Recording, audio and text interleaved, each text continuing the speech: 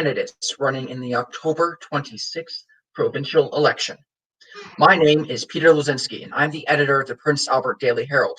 On behalf of the Prince Albert and District Chamber of Commerce, I will be your MC this evening. We acknowledge that the land on which we gather is Treaty 6 territory, home of the Prince Albert Grand Council, and on the homeland of the Métis Nation. This forum is being live streamed to the Chamber's Facebook, YouTube, and LinkedIn pages, where viewers can enter questions for candidates. Additionally, questions may be sent by text to 306-961-3333. Our thanks to GL Mobile for providing the text line. Tonight's forum will have 4 segments, where we will hear from candidates by constituency. We will begin with Saskatchewan Rivers, then Prince Albert Northcote, Prince Albert Carleton, and Batoche. We welcome all candidates who are here representing the Saskatchewan Party, the New Democratic Party, the Green Party, and the Progressive Conservative Party. In each segment, candidates will be allowed 2 minutes to introduce themselves and their focus within the constituency. We will then ask a series of questions. Each candidate will have a maximum of 90 seconds to respond. A yellow card will be on screen to indicate when there are 30 seconds left. Then a red card will show their time is up. At that point, their microphone will be muted.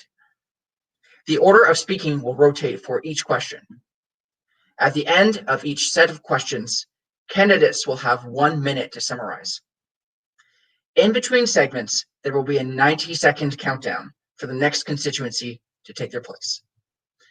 With the interest of our viewers in mind, there will be no direct debate between candidates. Please feel free to ask questions online or via text, with the number will be shown on the bottom of your screen. We ask that your questions and comments be respectful, as inappropriate content will be deleted. With that, we will open up the forum, starting with the candidates of the Saskatchewan Rivers constituency. Running in Saskatchewan Rivers are incumbent Nadine Wilson of the Saskatchewan Party, Lyle Whitefish of the New Democratic Party, Sean Harris of the Progressive Conservative Party, and Marcia Nault of the Green Party. Each of you will have 2 minutes to introduce yourselves. In your introduction, please answer the following question. As you've been canvassing in your constituency of Saskatchewan Rivers, what have voters identified as the most important issues? Ms. Wilson of the Saskatchewan Party will begin. Thank you very much. Good evening. My name is Nadine Wilson. Thank you to the Prince Albert Chamber for this opportunity tonight to introduce myself. I would also like to thank the other candidates for putting your names forward for public service. I have lived in Saskatchewan Rivers constituency most of my life. I was raised on my parents' farm north of Paddockwood in an area called Forest Gate, adjacent to the boreal forest. At home, I know the farming communities, land terrains of this beautiful riding, the business resorts, the people, and the municipal leaders. I continue to volunteer and support the 4-H youth clubs and see this as a valuable program in rural Saskatchewan. I married a cattle rancher, and together we raised 4 beautiful children alongside of us as we worked on the farm in the RM of Buckland. In serving as your MLA, I am proud of the highway improvements in Saskatchewan Rivers along Highway 55, east of Shelbrook, 55 east of Smeaton, 953 in District of Lakeland, 263 west of Candle Lake, bridge replacements and planned passing lanes north of Prince Albert, intersection and rumble strip improvements. In my experience at the doors, the highway issue topic was asked about frequently. Are you going to continue to invest in infrastructure as school buses, ambulances, grain and logging trucks, tourists, all use those main highways to transport people and products that will improve the safety of our residents? I thank you and would like the privilege of working with you and for you again to continue advocating on your behalf to government and working to make our communities prosper. We have a plan to keep our province's recovery on track. We have a plan to make life more affordable for senior students and families. Please consider the Saskatchewan Party and our plan for a strong recovery. Thank you very much. Thank you, Ms. Wilson. Next, we'll hear from Lyle Whitefish of the NDP. Mr. Whitefish. Hello, danse, tatamskat noga, kio no kumagantiga pinto tawya hanotskatipskat. I'm Lyle Whitefish. I'm the candidate for the New Democrats in the Saskatchewan Rivers.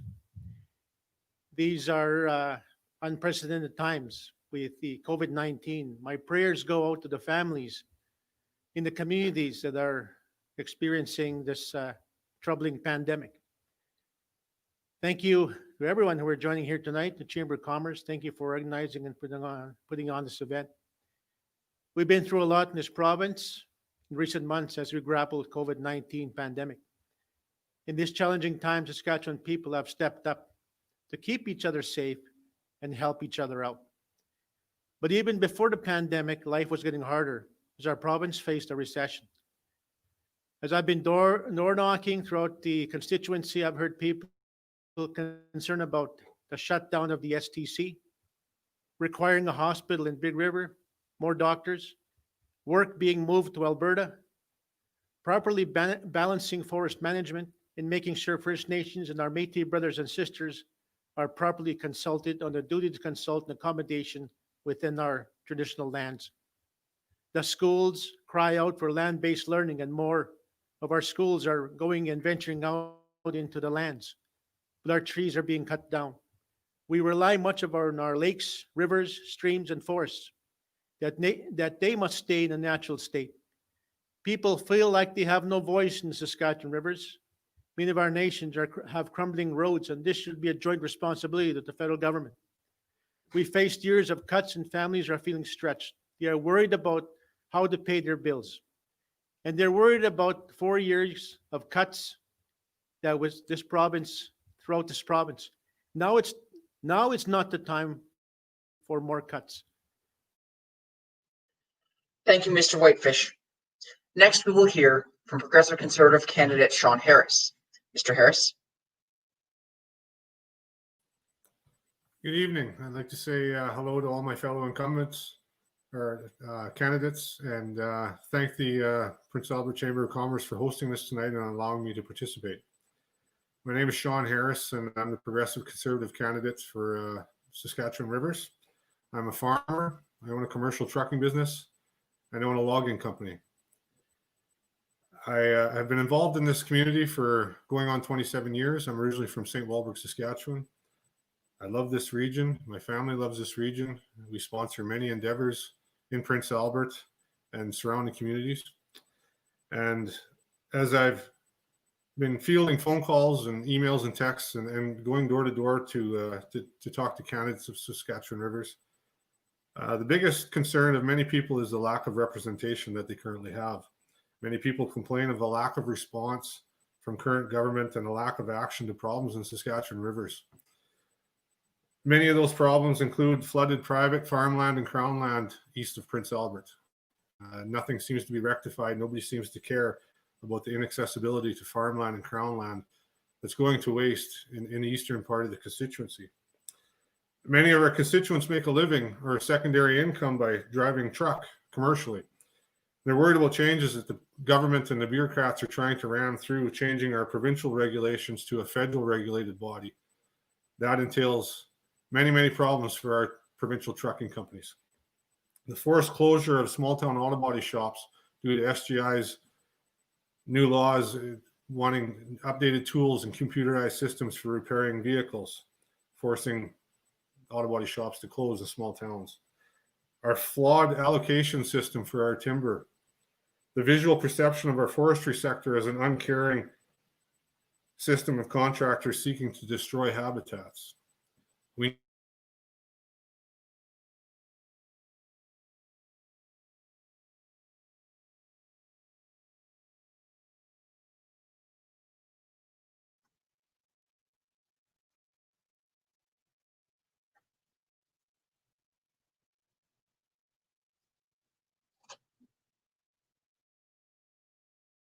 Ms. Nault, it's your turn to speak. If you can unmute yourself.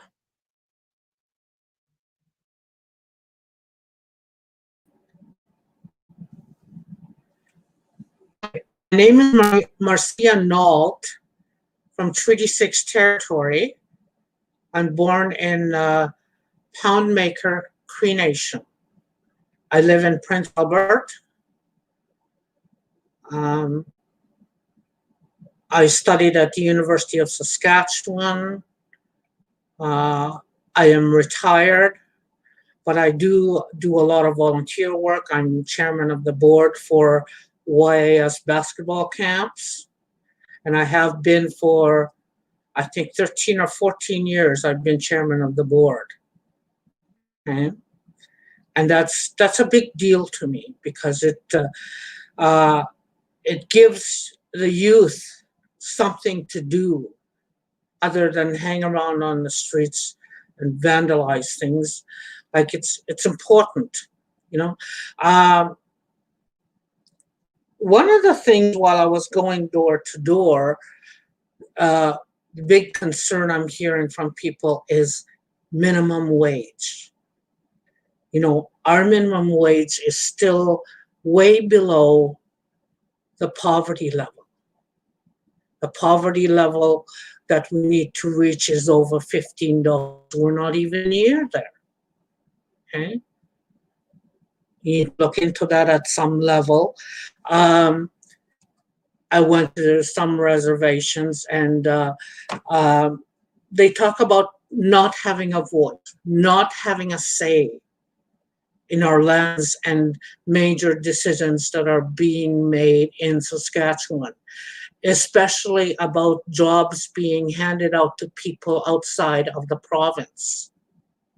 They're concerned about that because they don't have jobs, and yet our Saskatchewan governments are giving out jobs to people outside of here. Thank you, Ms. Nault. Now we will move into the question portion of the segment. Question 1.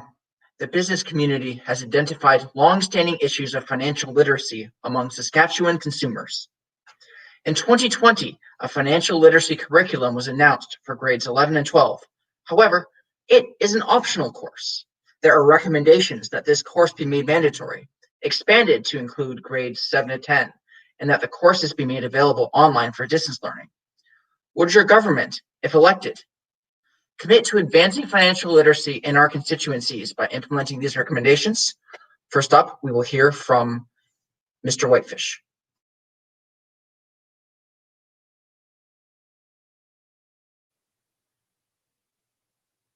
Thank you very much for the question. I've been an educator for the last 25 years.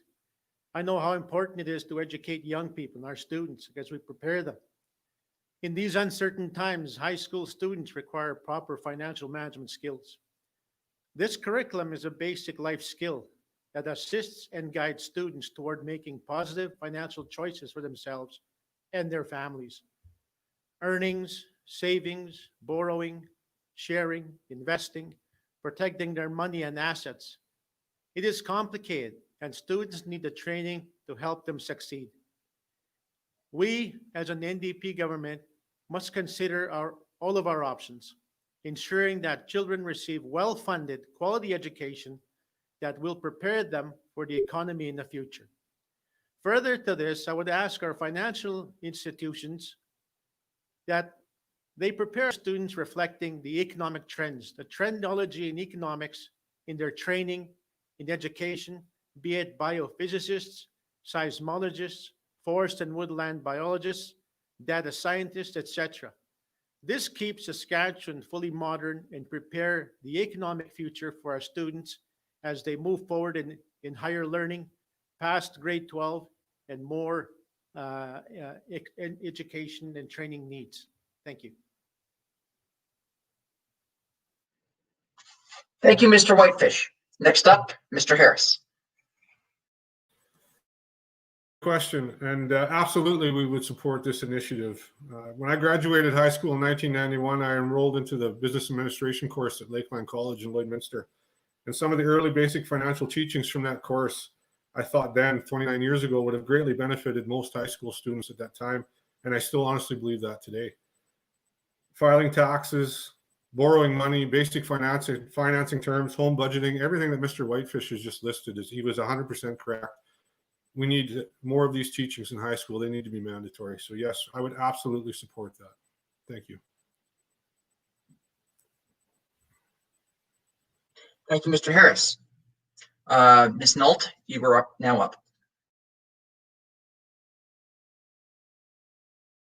But I think we need to start at the lower grades. I think this is very important. For the simple reason, the way our financial system is set up is it's for adults. We need to include younger children in how we handle money, how we teach them how to handle it, where to invest it, what is safe and what is not, how to use their money when they go to school, where their money comes from, whether they're going to pay it back or not pay it back, how much the parents are going to participate in their expenses. You know, they need to know all this stuff ahead of time. Because a lot of our children think, well, my parents are going to support me, so I'll finance this car, which I'll pay $600 for a month. And they can't afford that. The parents are not going to pay it. Most of the time they won't. Well, I won't. Anyway, thank you very much. Thank you. Now, Ms. Wilson.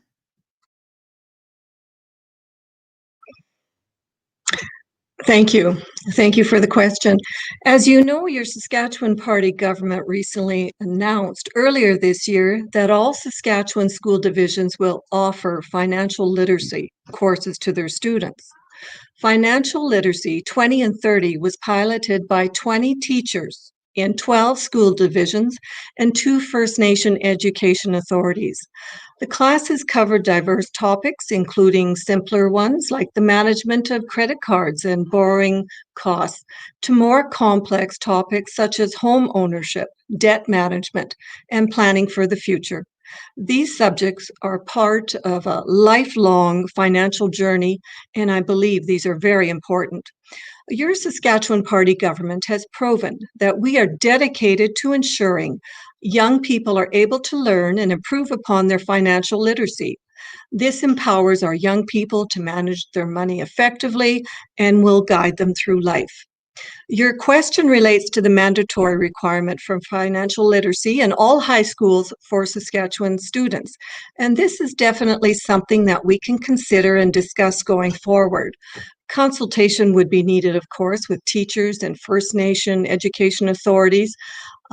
Your Saskatchewan Party government has a strong record of consultation with the STF and Sask School Boards Association. And in order to consider this idea, we would, of course, need to consult all these parties. But in general, absolutely yes, the Saskatchewan Party believes in strong private sector engagement and involvement.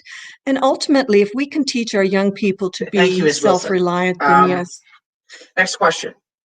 The business community has put forth recommendations for the government to create an Indigenous engagement strategy.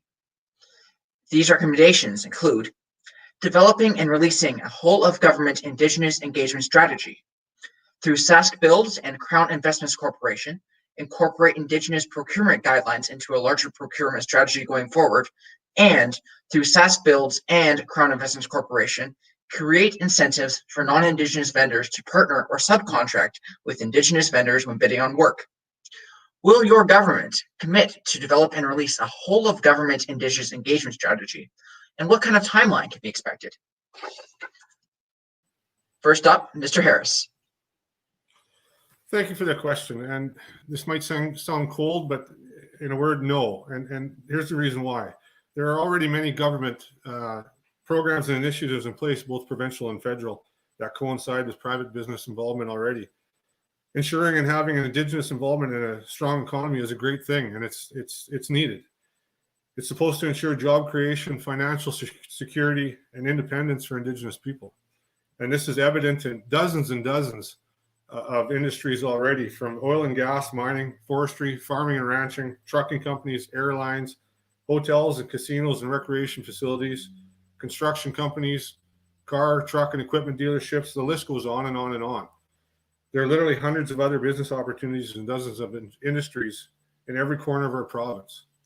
Now, some of these programs are far from perfect, and they need to be worked on to improve these initiatives. Our government would commit to working to fix these inadequacies and shortcomings of these programs and build on broadening them and strengthening them. And we feel this is a better approach than injecting a whole nother system into the equation. Thank you. Thank you, Mr. Harris. Next up, Ms. Nault. Hi. In starting a business for a Native person, we need to start within a population where there's Native people, because we have a problem with getting the other cultures to support us, right? Without financial support, we're setting ourselves up to fail anyway. Okay. So somewhere along the line, there has to be a continuous help for a number of years until the business is really settled and working with a financial gain somewhere. It's very, very hard for Native people to set up a business within the city.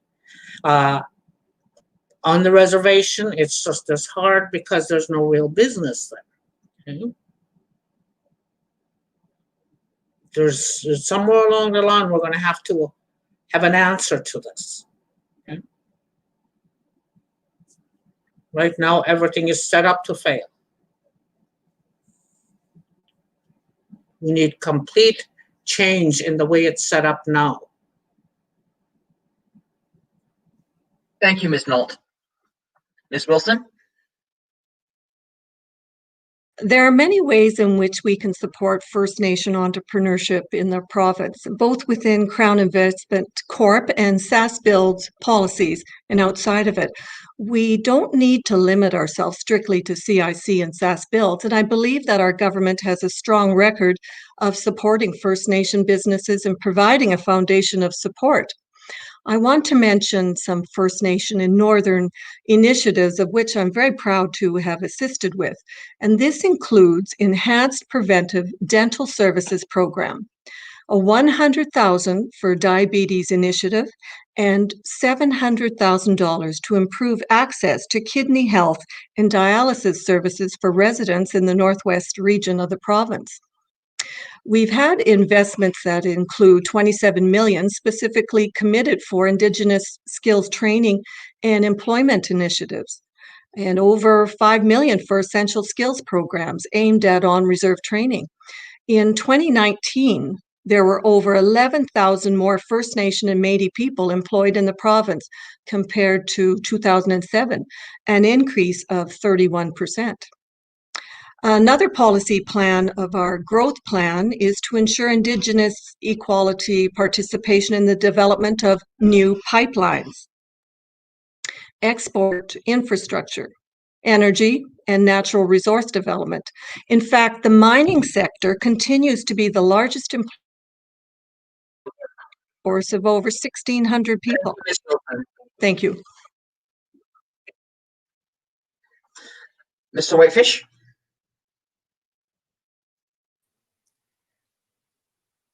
Thank you very much for the question. About 14 years ago, when I was a tribal chief at the Agency Chiefs Tribal Council, Premier Lorne Calvert came around on a bus tour, visiting with all the First Nations, visiting with rural Saskatchewan. And he engaged with First Nations in producing with green energy, be it biomass, be it hydro, solar, wind generation. First Nations and tribal councils and Métis people at that time submit proposals to continue to work in feasibility studies, financial studies, only to have this government shelve all of those projects. At the same time, the NDP government were building roads and creating jobs for First Nations people as they pave roads into the communities. Other initiatives were occurring, and that to me is engagement. As an NDP government, if we make government, we promise to revitalize these discussions. I will connect with First Nations and Métis brothers and sisters and people to participate in the economy of Saskatchewan. We already provide billions of dollars in the Saskatchewan economy. More needs to be done. That work has to happen, and the only way to do that is full engagement with our First Nations, the rural Saskatchewan, and others that we participate in the economy. Thank you. Thank you, Mr. Whitefish. Our next question. What plans or projects would you advocate to support the forestry industry within the Saskatchewan rivers? First up, it appears we have lost our Green Party candidate. If she returns, we will throw to her to ask our question. So first up, to answer this question about the forestry industry within Saskatchewan rivers is Ms. Wilson. Thank you for that question. In our constituency of Saskatchewan rivers, forestry makes up a huge part of our workforce and economy. This constituency encompasses a very large part of the Forestry Management Agreement, the FMA, and employs many local people. It's great to see that we still have several sawmills, both large and small, in the riding, and I was especially pleased to see Carrier Forest Products reopen the sawmill at Big River after it was closed during the previous government. We have a broad collective of First Nation loggers and forestry businesses operating alongside many small independent loggers. And some of the supply goes to Hudson Bay, some to Meadow Lake, Big River, some stays here locally in Buckland, such as Vermet's Wood Preservers, and in the arm of Garden River at Alcan Wood Suppliers. Saskatchewan's forest industry is a significant contributor to the province's northern economy, with sales of forest products reaching over 1 billion. The forest industry employs over 7,000 people and is a significant contributor of jobs in the north. We have a responsibility to protect our environment while responsibly harvesting our timber supply. Saskatchewan's hardwood and softwood is sought after throughout the world, globally. Through responsible conservation of our supply, we can ensure that these forestry jobs survive. Thank you, Ms. Wilson. Next, Mr. Whitefish. Thank you very much for the question on forestry. I as well support the forest industry and the work in the sawmills within Big River, and of course we are full participants in the logging industry within the Big River First Nation, and of course part of the FMA that was awarded to Big River. It creates opportunities for our people.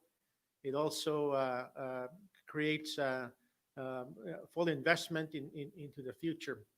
However, I would like to talk about sustainable logging, which is very important within our traditional lands and our territories. We have many of our trap lines are being cut down, and we have a lot of our people that rely on fur trapping, and of course the harvesting of our animals within those territories is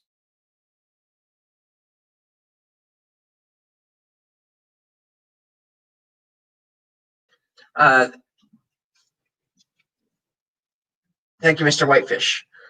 Apologies. Now we will hear from Mr. Harris. Thank you for the question. This is an industry that's near and dear to my heart. I live and breathe it every day, and we need some major changes in this industry to expand it and grow it. Number one, we need to renegotiate timber allocations to free up monopolized timber supplies. We currently harvest 48% of what we could sustainably harvest yearly. That means we could double our harvesting and still be below sustainable levels. We need to create more term supply license holders. We need to fix the image problems within our cut blocks. And this is done by finding an outlet for our wasted softwood that gets piled up and burnt that doesn't create any revenue for our government coffers. We need to make the permit process for trucking more easily managed. We need to hire more environment and resource management staff to make the permitting and harvesting plans easier to have completed and managed. A simple process for permit approvals for road and culvert decisions from highways instead of the months and sometimes several months of waiting for approval while hundreds and hundreds of loads of wood sit in the bush. And lastly, I hereby commit that if I was put in a position of leadership on this issue, I would have an agreement or a final decision on the future of our pulp mill within 90 days. This is in response to item 3 on my list, needing an outlet for softwood pulp. Cogen, biomass, pulp, craft paper, etc. It doesn't matter what we use it for. We just need that facility open. We have an allocation still attached somewhat to that pulp mill, and the old term use it or lose it needs to be put in play here. We have mills and companies in Alberta and Manitoba, both sides of our province, dying for our timber because they... Thank you, Mr. Harris. And we must apologize to Mr. Whitefish. There are some technical issues and you were cut off 30 seconds early. So we'll give you those 30 seconds back on the clock and then we'll go to the Green Party. Mr. Whitefish. Part of the discussion I was alluding to was the duty to consult and accommodation on the forestry within our territories. That's not only First Nations, but our Métis brothers and sisters, and all of us need to be consulted and further real consultation and accommodation in terms of the forestry plans within our lands. So that's something that this government has ignored within their forestry plans.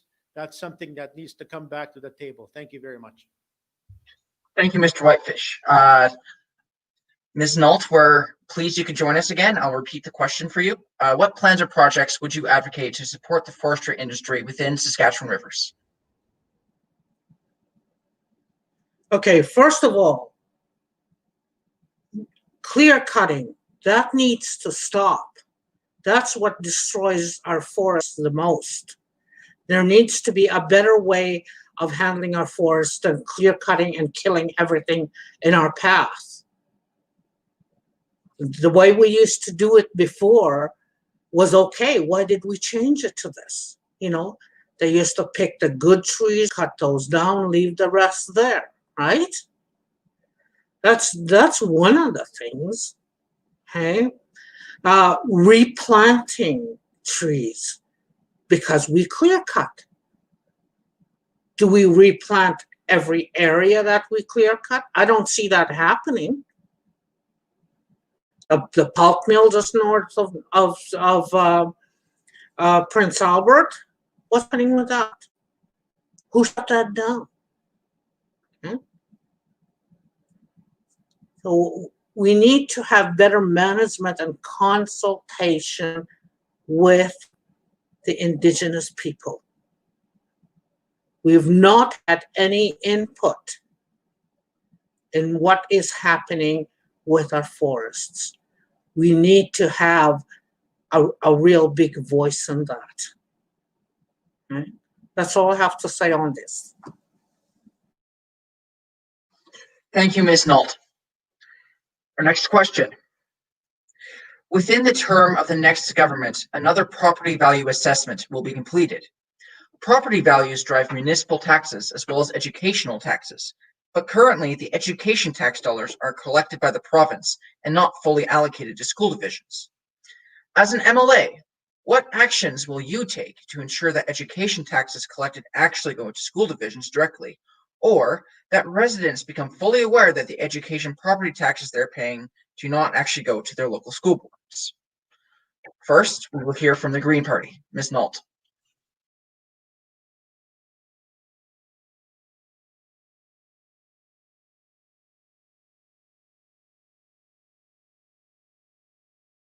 All this money if we're not giving it back to the education system.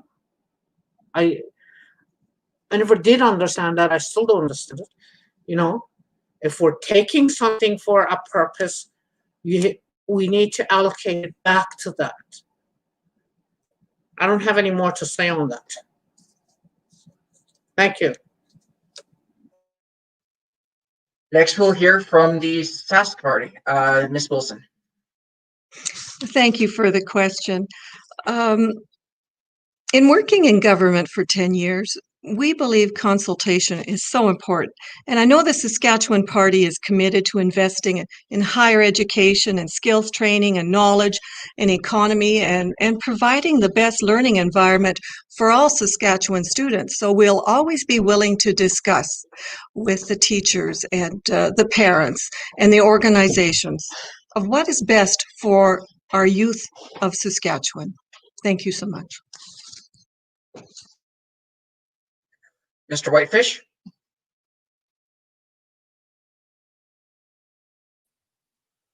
Thank you very much for the question. As an educator and administrator of education and within our schools, I think it's very important that 100% of any dollars that is being collected from property taxes in Saskatchewan should go into education. I believe in the quality, fully funded education within Saskatchewan, be it in the urban centers, be it especially in rural Saskatchewan and First Nations, and closing that gap in education and education funding within the First Nations, I think is very important. The NDP government, if once we make government, we will invest 125 million into education in Saskatchewan, bringing in more teachers, more educational assistants. I think it's very important, especially at this time with the COVID issue and the situation in our classrooms. We need to minimize as much numbers of students in the classroom and the ratio per teacher. That is very important. I think that with investing more money into schools, I think that COVID-19 can be contained, and I think that's very important that our children stay in school. Also, virtual education is very important. If we're unable to come to the classroom, that'll take over, and it's very important that we invest money into our students and the future of Saskatchewan. Thank you. Thank you. Now we'll hear from Mr. Harris. Thank you for the question. And I agree. There's many shortfalls in our education system now, and it's an expensive endeavor. It's always going to be. We have to ensure that the money is spent wisely. The children are our future, and we need to invest as much as we possibly can. I agree 100% with Mr. Whitefish, what he has stated. He's the man with the boots on the ground, so he would have the best answer to this scenario. But the PC Party of Saskatchewan would commit to fully funding education in this province. Thank you.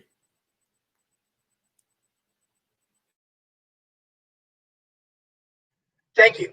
That will conclude our question period of this segment. Each candidate will now have 1 minute each to summarize their positions. We'll begin with Mr. Harris. We've covered just a few topics tonight. There's many, many more that I wish we had more time to commit to tonight. I just encourage everybody to get out and vote. Look back at the track record of the leadership of this Saskatchewan Party government, and look at all the shortcomings that we have in the Saskatchewan Rivers constituency. We've heard many things tonight on forestry, on our highways, trucking, and education, and I think we can all agree, well, most of us will agree, there's shortcomings in just about every avenue, and they need to be addressed. And it doesn't seem that we have a very strong voice right now doing that for us. And I encourage everybody to just get out and make your voice heard. Thank you. Thank you, Mr. Harris. Next up, Ms. Nolt. Okay. My biggest thing is minimum wage.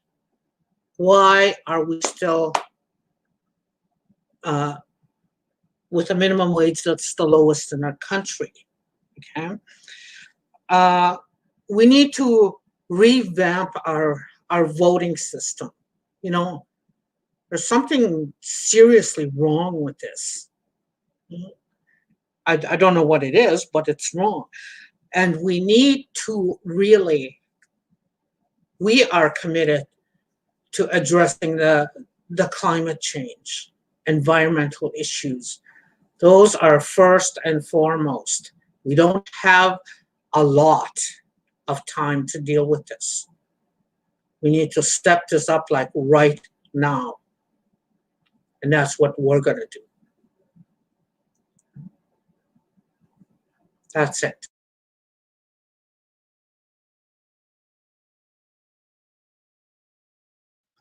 Apologies. Next, we'll hear from Ms. Wilson. Thank you. To the viewers, I want to leave you with this. Our province is in a place to make a strong recovery.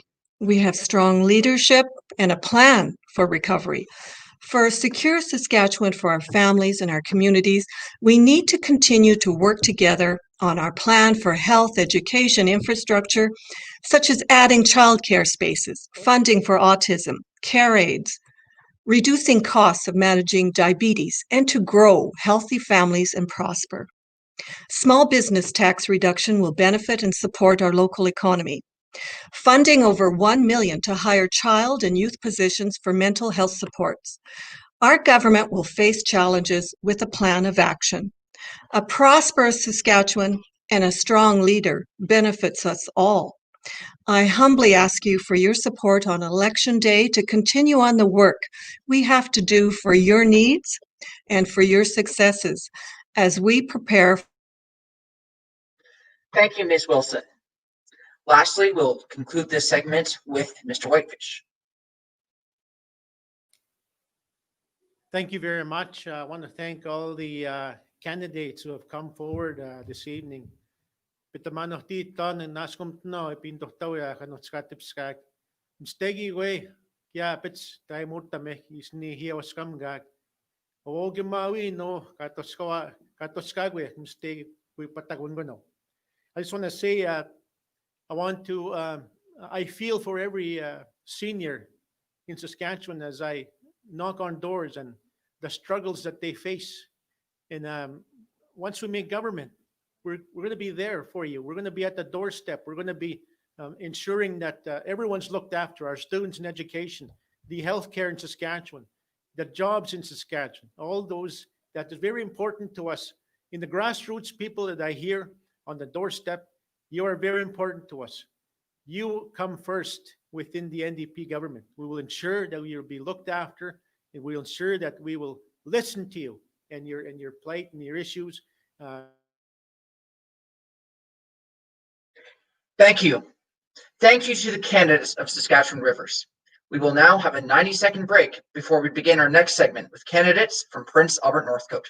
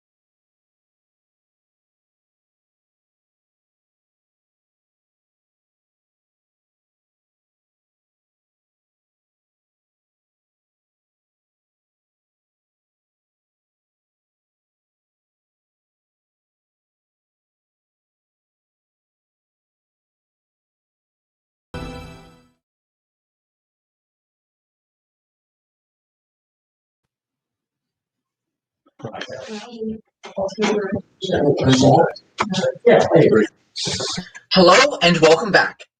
We will now begin our segment for the Prince Albert Northcote constituency. Running are incumbent Nicole Rancourt, New Democratic Party, Alana Ross of the Saskatchewan Party, Sarah Kranick of the Green Party, and Jarrett Nicolaisen of the Progressive Conservative Party. He is unable to join us this evening. Each of you will have 2 minutes to introduce yourselves. In your introduction, please answer the following question. As you've been canvassing in your constituency of Prince Albert Northcote, what have voters identified as the most important issues? We'll begin with Nicole Rancourt of the NDP. You have 2 minutes. Thank you for inviting me to participate in this debate. Serving as the MLA for Prince Albert Northcote for the past 4.5 years has been an incredible honor. It has given me the opportunity to learn more about our province and our city, and I have met so many amazing people who work to make Prince Albert such a wonderful city in which to live. One issue that I hear regularly on the doorsteps is concern over the economy. The after-COVID recovery of Saskatchewan depends on a strong economy in which everyone benefits. I believe that one of the best ways to begin to accomplish this is a SAS first procurement policy. When it comes to procurement, building, or maintenance, this government's approach to our education and health infrastructure has only let people down. New Democrats believe it is time for a SAS first procurement model that works for Saskatchewan people and keeps Saskatchewan people working. We will make sure that when we are building our roads and hospitals, we are putting our people and our companies to work. This is why I'm so excited that our platform has 2 major infrastructure projects planned for Prince Albert, a new hospital and a second bridge. These projects will put local people to work and will bring more people to our community. Residents of Prince Albert Northcote have been telling me that they want to see more options for good paying jobs here in the city. Tradespeople tell me that they need to go out of the city, or worse yet, out of the province to get work. Having these major infrastructure projects means that we can work in Prince Albert and go home every night to their families. I was speaking to an RN the other evening, and she was excited about the new hospital because it means that she would have an opportunity to get full-time permanent work in Prince Albert instead of having to travel every day out of town for work. The SAS party government has lost touch of the priorities of everyday people. It is time for a change. It's time to elect a new democratic government that will put people first. Thank you. Thank you, Ms. Rancourt. Next, we will hear from Ms. Ross of the Saskatchewan Party. Good evening. Thank you so much to the Chamber for coordinating this event during these unusual times. Platforms like we are using today are part of our new reality, and it's exciting to see all the innovations and the new ideas brought forward by many of our small business and organizations. It is with this sense of optimism and newness that I felt it was my time for politics. I was frustrated with our constituency not having representation in government, always appearing critical year after year with the same old ideas. With 30 years of healthcare frontline and management experience, I am convinced that I can bring that needed experience and innovative ideas to our neighbors and our families and help make the changes that will be meaningful and help them in their everyday lives. Having been a teacher, a union rep, a healthcare provider, and with strong connections to the small business community, I represent a moderate view that is clearly appealing to our community. This is evident on my campaign team, where I have nurses, union members, New Canadians, entrepreneurs, and Indigenous and Métis people who are supporting me. I am hearing on the doorstep that it's time to have someone at the government table where the decisions are made. Time to stop talking about cuts that don't exist or promises that can't be kept. I am running because I truly represent my constituency. Living in PA Northcote is different than visiting it. I am deeply connected to it, and it bothers me to see real hardships that exist, hardships I know I can help with. The pillars of my campaign are addiction, suicide prevention, mental health, and economic opportunities for our most vulnerable neighbors and children. These are also the issues that I have heard when I have been out on the doorstep. I hope in the next half hour you will learn a bit more about me and my values and have the confidence. Thank you, Ms. Ross. Next, we'll hear from Ms. Kranick.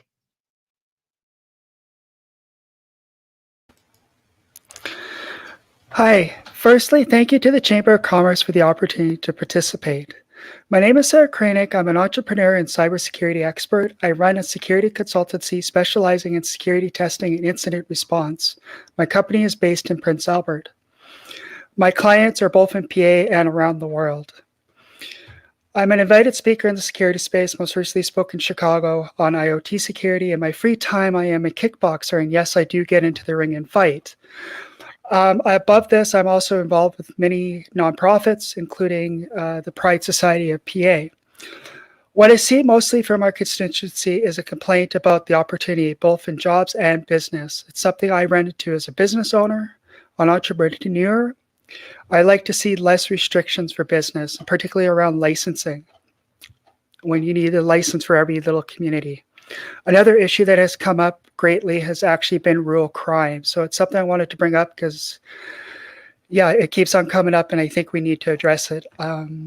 To conclude, I'm here to prove that Greens are not just green, we're also business owners, investors, and innovators. Thank you. Thank you.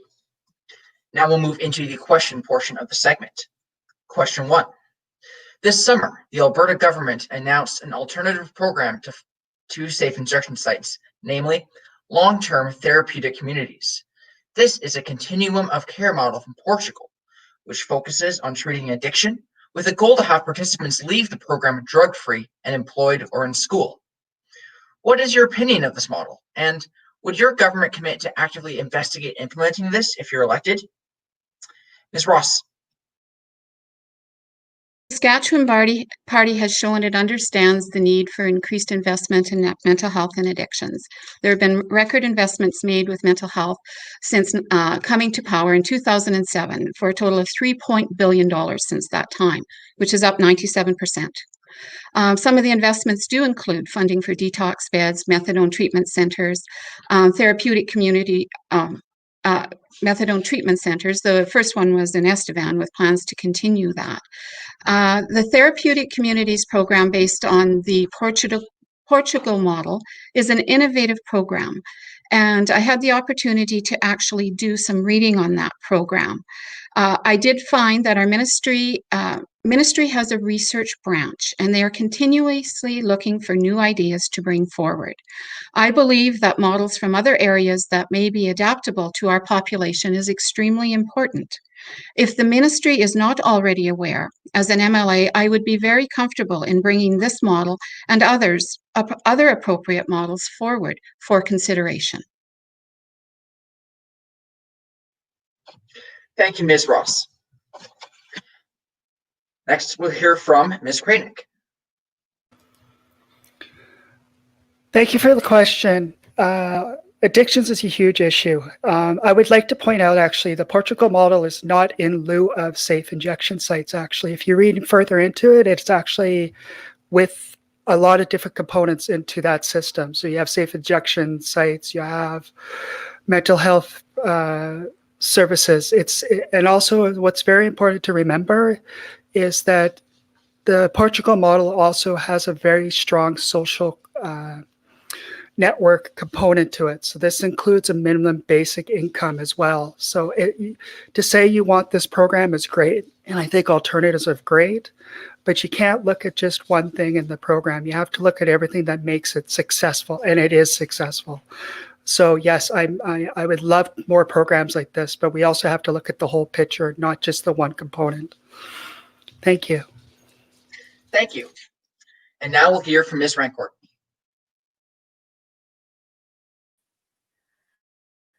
Addictions has impacted so many families across Saskatchewan. Individuals struggling have a difficult time to access services when ready to get treatment, and the traditional treatment options available for people struggling with addictions does not meet the needs for individuals that are struggling with crystal meth and opioid addiction. The New Democrats have committed a $2 million investment to fund an opioid and crystal meth strategy. We will increase addiction treatment support by $10 million, which will go directly to hiring more frontline workers, along with providing funding specifically for more mental health and addiction workers to be in the school system to try to get ahead of the addiction cycle. We also will open up badly needed dedicated mental health emergency rooms right here in Prince Albert. We are committed to evidence-based treatment options that considers options for harm reduction treatment, and we would regularly evaluate different treatment options other provinces and other countries are using and whether that would be a good fit for Saskatchewan. Thank you. Our next question. The pandemic has revealed vulnerabilities in long-term care. There have not been any increases in per resident per day funding for the last 8 years at least. There hasn't been inflation funding for the last 4 years or longer.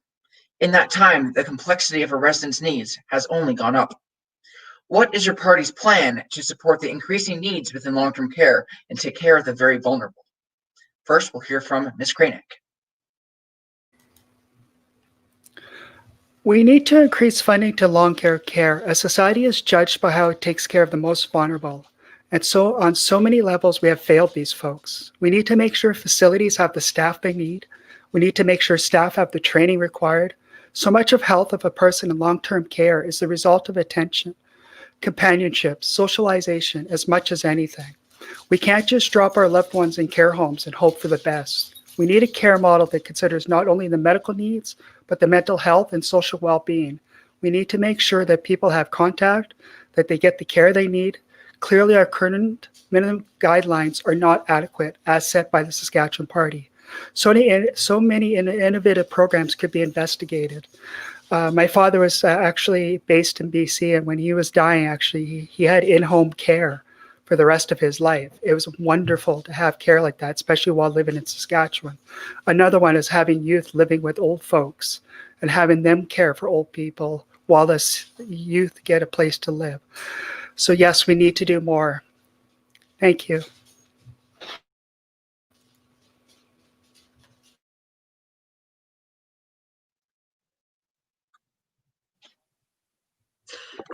And now we will hear from Ms. Rancourt.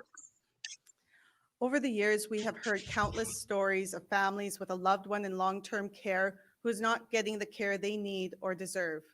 We know that frontline workers are working incredibly hard under difficult circumstances, and understaffing by this government is putting them in impossible situations. In 2011, the Sask Party scrapped minimum care standards in long-term care, and staffing levels, care hours, and health care for seniors have been sliding ever since. We've pushed back, but twice they voted down our bill to reestablish long-term care standards. We are committed to reestablishing standards of care so any person living in long-term care can be guaranteed a safe, comfortable living environment. We will ensure this is being implemented with a financial investment into long-term care and our commitment of $100 million to hire, recruit, and retain new staff and end short staffing. We have also committed to appointing an independent seniors advocate that will provide an independent oversight and advocate for the needs of seniors in our province. Especially during a pandemic, we need urgent action to address the understaffing for the safety of residents or of staff and of families. New Democrats have a plan. Thank you, Ms. Rancourt. Now we will hear from Ms. Ross. Well, seniors are very important to me as well.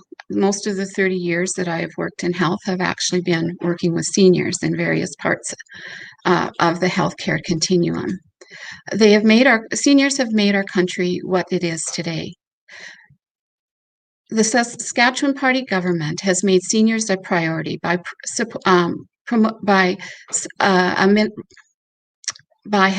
having a new minister responsible for seniors, Minister Kading. This was announced in the fall of this past year. Since 2007, there have been 15 new long-term care facilities built in Saskatchewan. Funding to long-term care has been increased up to $760 million annually. There have been over 700 frontline workers hired, including 364 LPNs, to help meet the needs of our more acute clients. The Saskatchewan Party government has committed to hire an additional 300 LPNs and frontline workers. The seniors' income plan has tripled to $270 after sitting stagnant for 16 years at $90 under the NDP government. The commitment has also been made to increase this amount to $360 over the next 4 years. Capped road ambulance fees for seniors over 65 are in place, and hospital transfers in the next year will be going to zero. Thank you, Ms. Ross. Our next question. Suicide in northern Saskatchewan has become described as epidemic.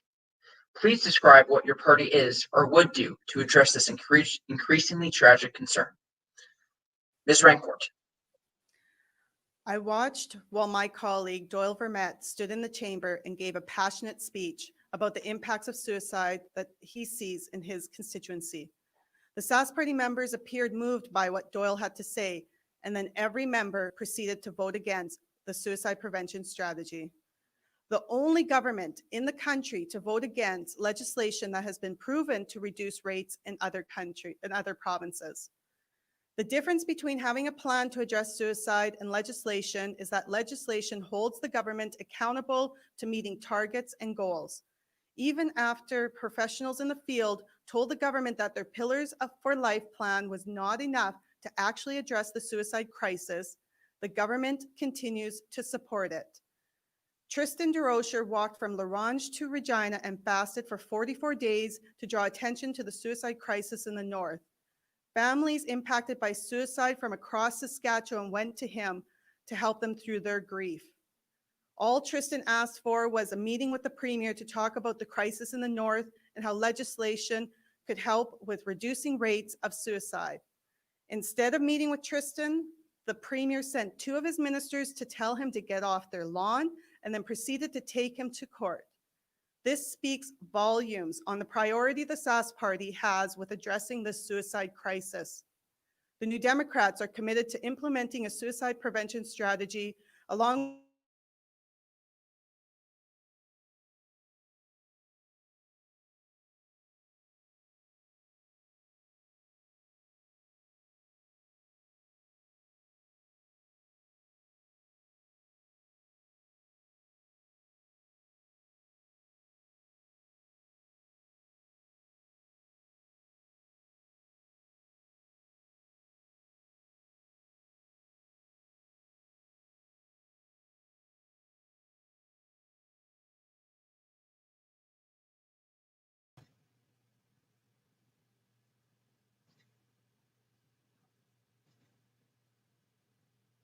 Give us one moment. We're going to bring Peter back into the room.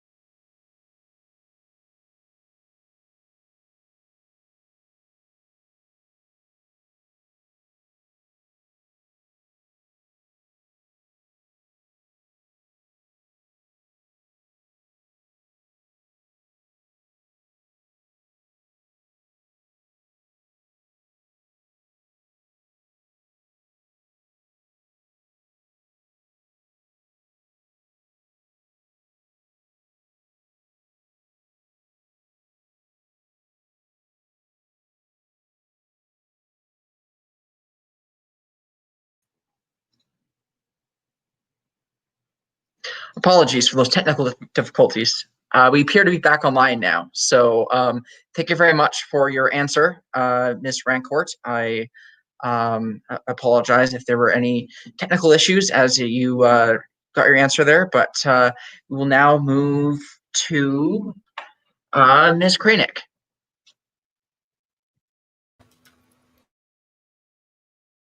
that's been impacted by suicide in the past, I know the awful sinking feeling, hopelessness, whether real or perceived, that can lead to one taking their own life.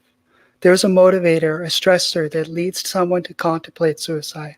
Suicide is a way for somebody to have somebody listen, perhaps take away the pain that's just too much of a cross to bear.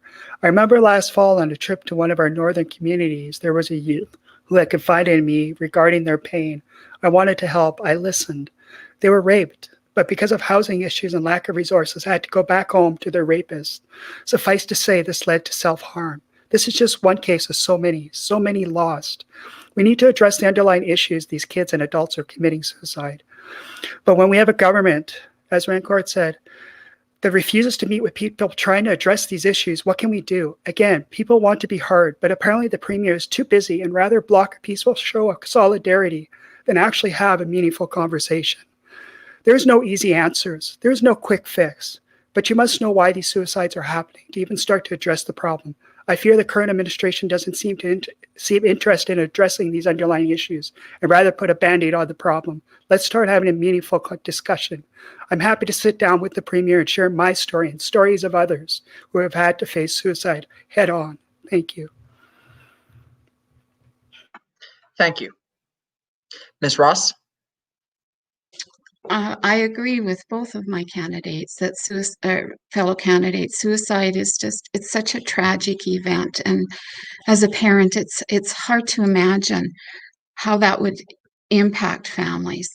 But we recognize as well that both mental and public health concerns are an issue. When we know that the social determinants of health, things like lower education, increased poverty, poor access to health care, higher incidence of addictions, and lower educational opportunities, all of those things contribute towards that hopelessness.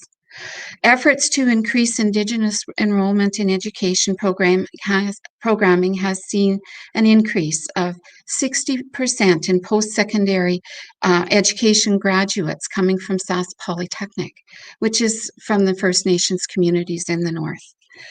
Funding has also been provided for a number of social programmings. The suicide program, the Pillars of Life, has been implemented, and I was pleased to see that the Government of Canada and Saskatchewan signed a letter of commitment with the Federation of Sovereign Indigenous Nations for a commitment on wellness, health support services for Indigenous youth. And it will move within 60 days from hope to action to create a long-term sustainable solution. Thank you, Ms. Ross. We will now move to our next question. During election campaigns, people with special needs can and often do get ignored. What does your party platform have specifically for people with special needs? We will begin with Ms. Ross.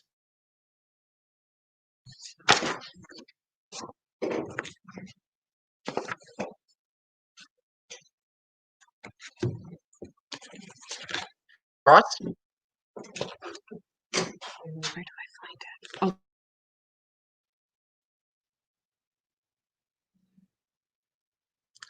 Apologies about that. We'll move to Ms. Kranick.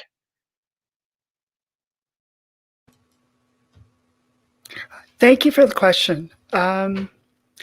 It's not a question I had ahead of time, so I didn't look into it specifically what we're doing, but I do know that we have people on as candidates who are of differently abled, and including myself, I'm actually hard of hearing. So yes, we do support all candidates, and we do have programming to reach out to people. For myself, I've been really trying to reach out to people through other means than just talking to people, through writing letters, through emails, through modes of communication that I work well with, because I know from my perspective, it's a huge problem. But by having a diverse candidate profile, I think we'll reach out to a lot of people who get left out of the conversation. Thank you. Thank you. Now we'll go to Ms. Rancourt. Thank you. Over the last 4.5 years, while I served as the MLA, I also served as the critic for social services. And I had an honor being able to go across the province and learn about some of the challenges for individuals who oftentimes utilize the services that social services offers. And some of these people are individuals with disabilities, and they've talked about how they want to have a more inclusive province, one that will make it a priority that there's more jobs available for them, and that there's more opportunities to go into different businesses, and businesses have the ability to have wheelchair accessible or whatever options are needed for individuals who have certain disabilities. One thing that my colleague David was always advocating for was that the ministries also have a plan to hire so many individuals with disabilities and actually have not been meeting those thresholds. So Mr. Forbes has been saying that even within our ministries, we need to hire more individuals with disabilities, and we also have to review our income support programs so that they're meeting the needs for individuals with disabilities. Thank you. And now Ms. Ross. I apologize for that. So the Saskatchewan Party government is well aware of the needs of our people and supports people with disabilities. The total government investment and supports with people with disabilities for 2020 and 21 is $561.3 million, which is an increase of 185% since 2007, 2008.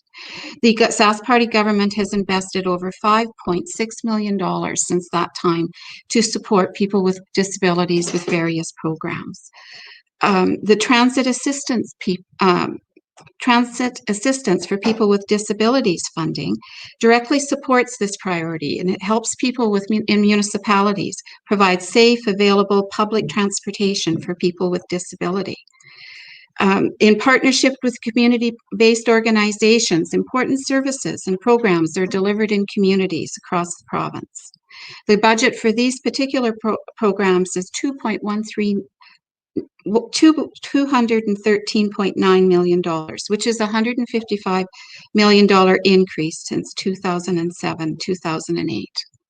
The Saskatchewan Party is proud of the record investments that we have made for people with disabilities to allow them to have a better quality of life within our province.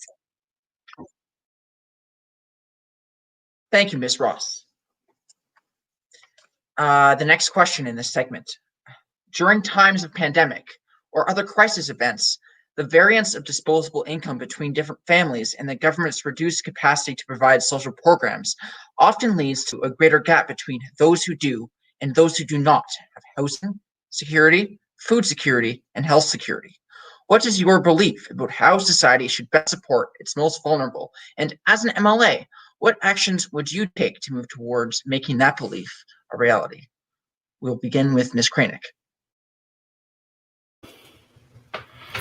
Thank you for the question. I think this is a wonderful question, actually. I think it's one of the best you've come up with tonight. Not that the other ones are not important, but I think it's always a conversation between personal responsibility and the government. And I think we all have a responsibility to each other and to ourselves to look out for our community members and to look out for ourselves. But in doing so, we need the tools from government to lead the way. Our government is to serve the people, not the other way around. And so, yes, we could say people need to be responsible financially, but also the government needs to lead the way, show us how to do it, educate us. Like we were talking about financial schooling earlier. If we can take care of ourselves, take care of our communities, then we'll be all a lot better off. As COVID's shown us, one of the brilliant things from the COVID crisis, as I've seen, is around the world. I have friends around the world, is the community that comes together to help each other. So I just want to make that clear. All right, thank you. I'll give over my time. Thank you. Ms. Rancourt? Thank you. I agree with Sarah. This is a really important question and one that I see every day when I'm on the doorsteps of Prince Albert Northcote. There's a lot of families who are struggling. I know Saskatchewan, but especially in Prince Albert Northcote. And prior to the pandemic, we got to remember that 1 in 4 children are living in poverty in this province. And in this area of the province, that number could be seen as higher. And when we talk to the food bank organization, they say that half of the people receiving food from the food bank are children. It's ridiculous that we have so many children living in poverty, and we need to do something about that.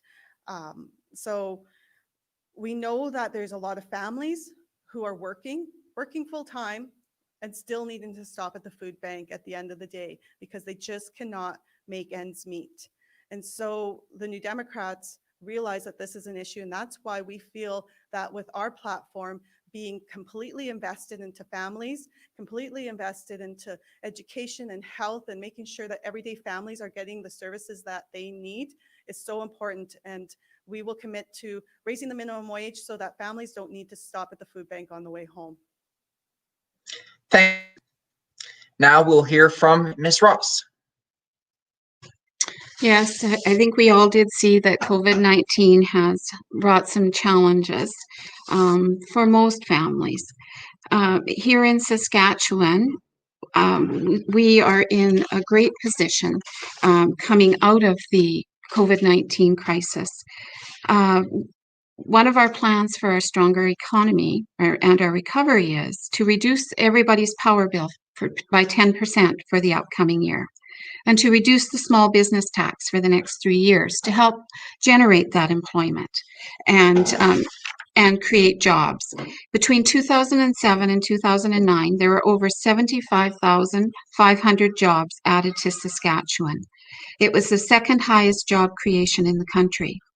We have experienced an economic growth of almost 25% during this time. Our employment rate is at 95.7% of the pre-COVID level, which is the third highest in the country. Saskatchewan's economy continues to show promising signs, including the highest wholesale trade growth and third highest increase in retail sales in the country.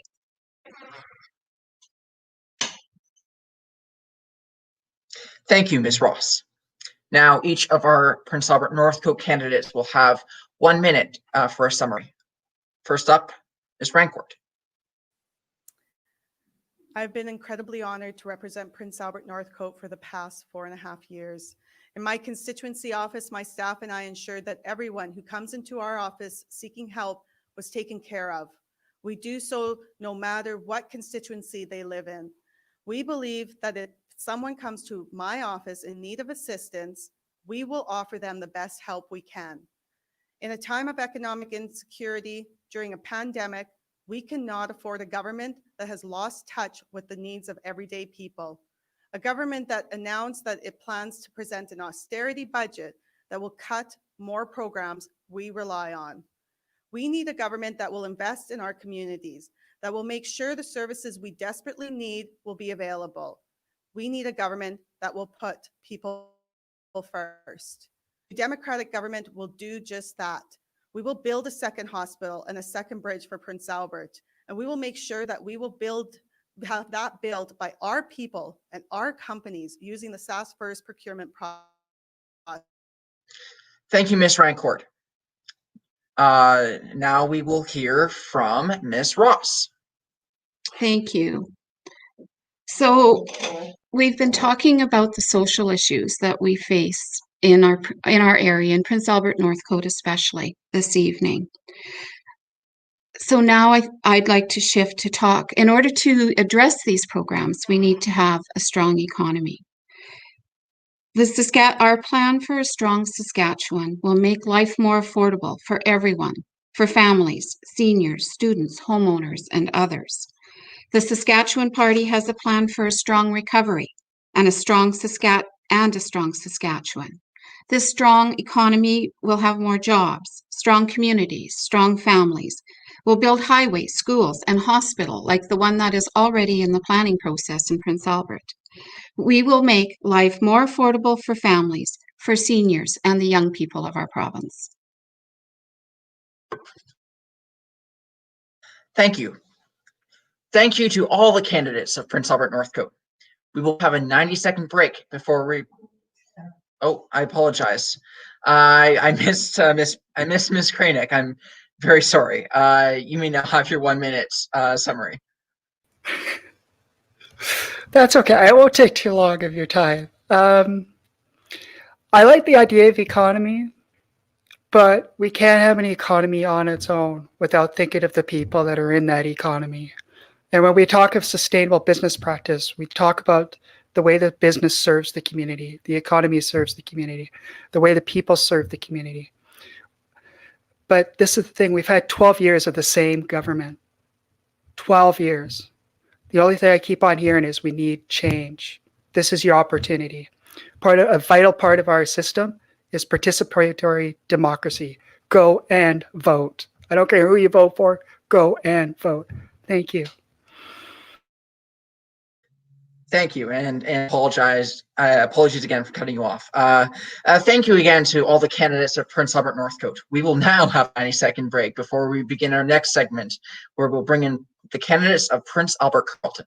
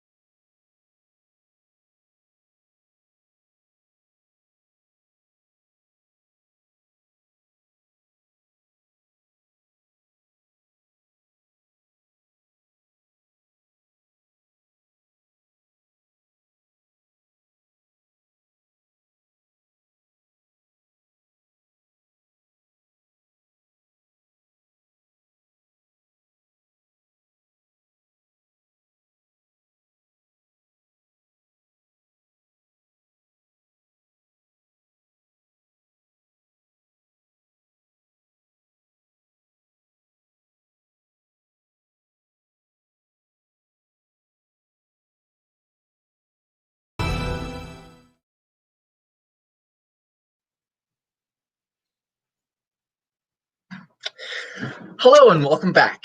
We will now begin our segment for the Prince Albert Carleton constituency. Running in Prince Albert Carleton are incumbent Joe Hargrave of the Saskatchewan Party, Troy Peranto of the New Democratic Party. In the Green Party, Shirley Davis is running. She was unable to join us this evening. And Renee Grasby is running for the Progressive Conservatives, but they were also unable to join.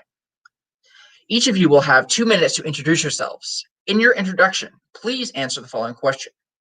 As you've been canvassing in your constituency of Prince Albert Carleton, what have voters identified as being the most important issues? We will begin with Joe Hargrave.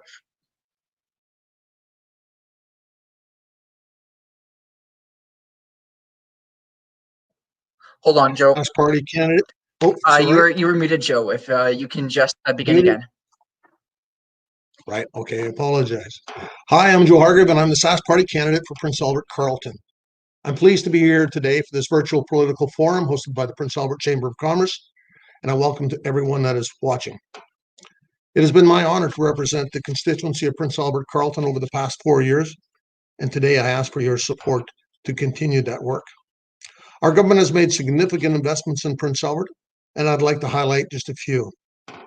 $300 million to expand and renew the Victoria Hospital, 49 affordable housing units for the most vulnerable, 12 homes for the Habitat for Humanity, nearly $20 million for the new Aquatic and Arenas Recreation Center, $7.2 million in unconditional funding for the municipal revenue sharing, and our government's commitment to $2 million in annual operating funding for the new Rose Garden Hospice. The issue I'm hearing most about during this campaign is, to no surprise, it's COVID-19. While there's still uncertainty, people are pleased with the response by our government, and we have a plan for a strong recovery, a strong economy, and a plan to balance the budget. And to each of you, I want to say thank you for everything you've done and continue to do to see our province through this pandemic. We will get through this together, stronger than ever. Thank you. Thank you, Mr. Hargrave. Now we'll hear from Mr. Paronto. Hi, I'm Troy Paronto, and I'm running for the New Democrats in Prince Albert Carleton. Thank you to everyone for joining, and thank you to the organizers for putting on this event. We've been through a lot as a province in recent months as we grapple with the COVID-19 pandemic. In this challenging time, Saskatchewan people have stepped up to keep each other safe and help each other out. But even before the pandemic, life was getting harder as our province faced a recession. As I've been knocking on doors, I've heard from people who are concerned about addictions and mental health, cuts to education, and looking after Saskatchewan workers first. We faced years of cuts, and families are feeling stretched. They're worried about how to pay the bills, and they're worried about 4 more years of cuts and what the Sask Party will do to our province. Now is not the time for more cuts. That's not the right approach. It slows down our economy, and it hurts people. That's why the New Democrats are committed to a different vision, one that will get our economy moving and help people through this challenging time, a government that invests in our province and its people first. I'm looking forward to sharing that vision with you. Thank you. We will now move into our questions. Question 1. There appears to be some confusion on whether the hospital construction plan for Prince Albert is a new build or a renovation. Can you clearly describe what does your party's construction proposal for the Victoria Hospital encompass? And what will be the function of the existing building after the project is complete? First, we'll hear from Mr. Paronto. We know the current hospital is too small. It is not meeting our needs. If you get sick, your bed should be in a room, not in a hallway. You should expect that the hospital is able to provide the services that you need. But Scott Moe and the Sask Party are charging the residents of Prince Albert for their renovations to our regional hospitals. That's not fair to us. The Sask Party is planning on deeper cuts to healthcare that right now are downright dangerous. Right now, we need to invest in healthcare, not make more cuts. That is why we're going to build a larger hospital in Prince Albert that will serve the region. That will include increased services for mental health, including a dedicated mental health emergency unit. And we are not going to send the bill to the residents of Prince Albert.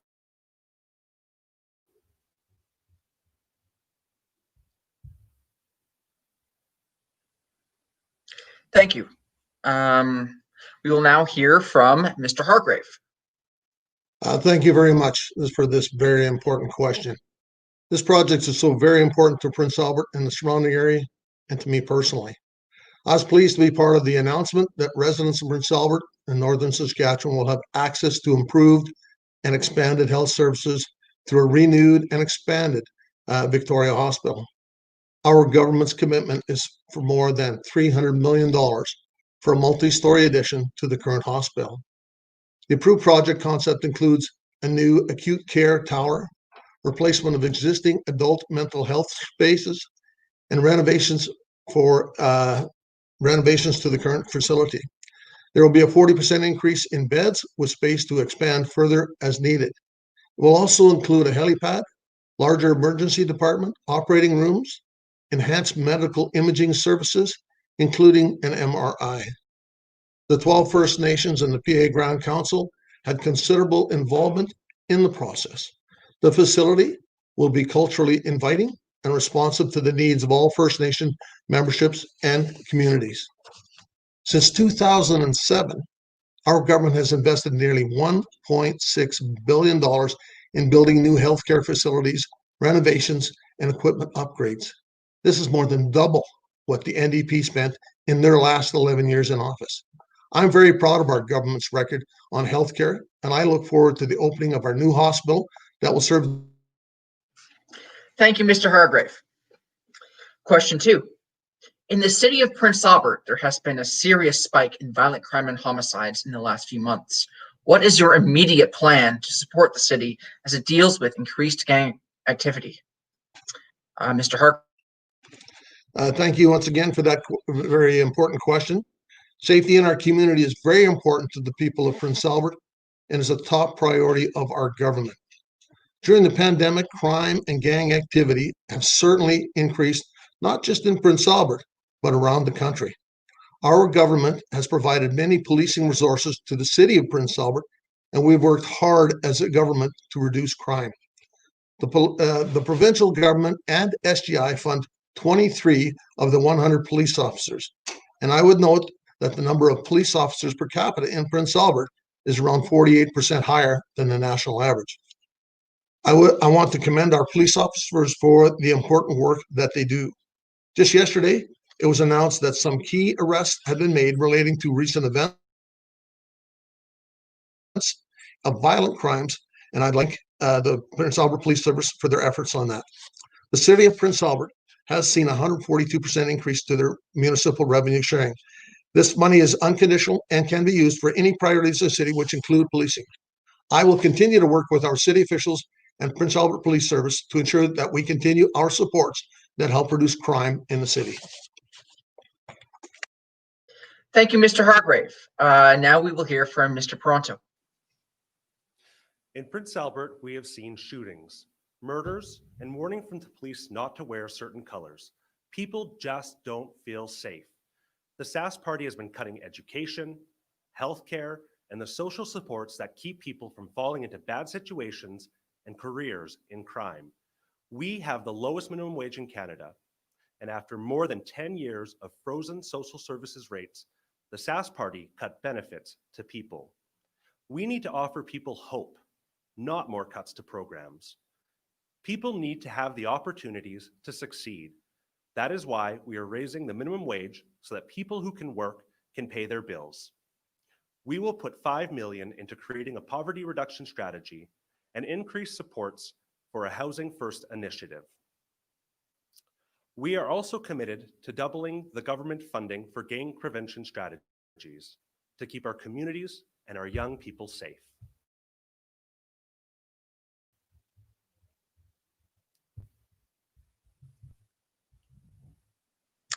Thank you, Mr. Pronto. Next question. Two of the priorities identified by the Saskatchewan Construction Association are more of the construction opportunities in Saskatchewan going to local companies, and that publicly funded projects should adopt the best value procurement practices across the board to ensure the best possible return on investment for the Saskatchewan taxpayer. Please describe how you will go about allowing Saskatchewan businesses priority while considering the New West Partnership, which guarantees equal treatment to companies from all. Mr. Pronto. The heart of the New Democrats' economic agenda is putting local workers and local businesses first. Prince Albert needs more jobs. For too many people, finding enough work to pay the bills is a struggle. In more than a decade in power, the SAS Party has handed every one of the biggest projects to a company from outside of Saskatchewan. Here in Prince Albert, we have seen them close down the North Sask Laundry facility, shipping the work out to an out-of-province contractor. We have seen them shut down the STC, closing the Prince Albert Depot, and losing the jobs that went with it. We have seen them make cuts to education, forcing school boards to lay off educators, and one of their very first acts when they came to power was to rip up a deal to reopen our pulp mill. All Scott Moe can promise is more of the same, more cuts and more lost opportunities for Prince Albert. So when we're building our roads, our schools, and our hospitals, we should be building them with our companies and our workers, full stop. That's why we will implement a Sask First procurement policy to ensure that Saskatchewan workers and Saskatchewan companies build our schools, our hospitals, and our roads. This policy will ensure that Saskatchewan companies and workers are given priority for government-led projects, including those built by Crown corporations. We will remove the PST from construction labor, putting more than $200 million back into our economy every year. Thank you, Mr. Paronto. We will now hear from Mr. Hargrave. Thank you very much for that question. Our government recently announced a $2 billion economic booster shot to support the province's economic recovery. This plan includes significant investment in many priority areas like highways, healthcare, and education. Projects that will stimulate the economy and get people back to work in the construction industry.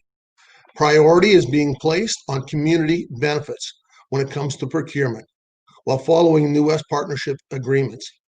I would note that many of our Saskatchewan companies that employ Saskatchewan people also work on projects outside of Saskatchewan. When it comes to the Crown corporations, in 2019-20, of the top 10 procurements, 90% that had a Saskatchewan alternative were awarded to Saskatchewan suppliers. Over the past 12 years, our government has invested $30 billion in Crown and executive government infrastructure. Our government has also committed to a new home renovation tax credit to encourage home renovations to save homeowners up to $2,100, which will also stimulate the economy and employ local trades. A strong economic recovery, more jobs, and making life more affordable is part of our plan for a strong Saskatchewan. We will now move to our next question. This question is regarding Western alienation. There is a movement towards Western separation that appears gaining traction among some Saskatchewan constituents in response to the current federal government. What is your plan to address the concerns of these constituents? Mr. Hargrave? What is our plan? Our plan is to be there for a strong Saskatchewan in a strong national, with a strong national focus. We all love Canada. Canada has been here for us. We love our position. We want to work stronger and more diligently with the federal government, no matter which government it happens to be in power, to hear the voices of Saskatchewan and Saskatchewan people.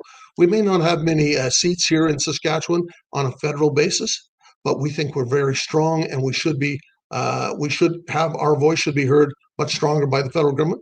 And we have been working strong with the federal government. And we know that from our carbon tax program that we have been working with the government. Thank you. Mr. Paronto?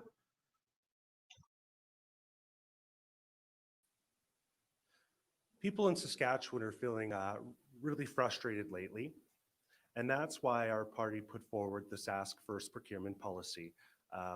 Putting Saskatchewan workers and Saskatchewan companies first is a part of our frustrations. We are seeing Ontario plates and Quebec plates on our highways. SNC-Lavalin out of Quebec, was a part of the build of the North Battleford Hospital. So, we are willing to work with anyone who's in power.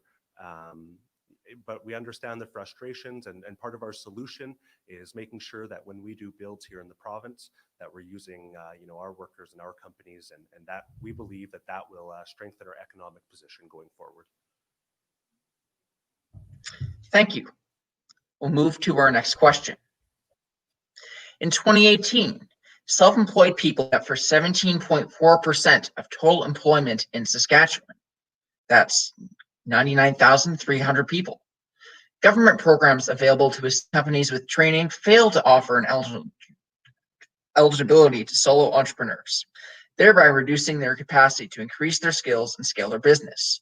What will you, if elected as government, do to offer training grants to these business people? We'll begin with Toronto. New Democrats know that families are stressed and stretched right now, and that COVID-19 is making things much worse. But our economy was in trouble long before COVID-19, with more than 50% of families $200 away from insolvency at the end of the month. There are 26,500 fewer jobs than this time last year. The Sask Party has sent thousands of jobs out of our province by handing them the biggest infrastructure projects to companies from out of the province. New Democrats will introduce a Sask First procurement plan to ensure that when we build our schools, our roads, and our hospitals, we do so with Saskatchewan workers and companies.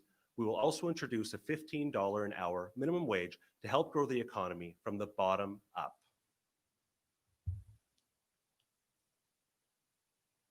Thank you, Mr. Peranto. Mr. Hargrave? Thank you very much.